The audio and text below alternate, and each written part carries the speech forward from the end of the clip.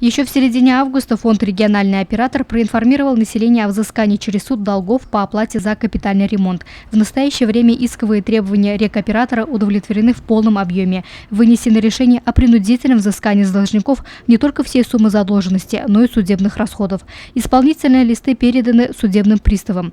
Итак, если вы получили подобное уведомление, то вам необходимо погасить задолженность в течение 5 рабочих дней. Только после этого исполнительное производство будет прекращено, а сведения о должнике удалены из банка данных. В долговой яме оказалась и часть жителей многоквартирных домов Сибая. По городскому округу город Сибай начислено на сегодняшний день 45 миллионов 889 тысяч 271 рубль. Из них собрано 34 миллиона 196 тысяч 954 рубля, что составляет 75% сбора. На сегодняшний день этот процент выше, чуть выше среднереспубликанского.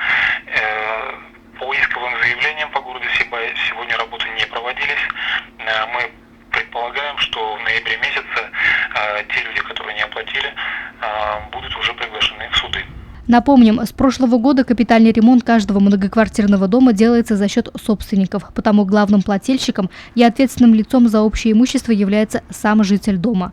Оплата квитанции за капитальный ремонт является такой же обязательной, как и другие виды платежей за коммунальные услуги. Луиза Мустафина, Дамир Хайбулин, Любовь Карпова, телекомпания СТВ.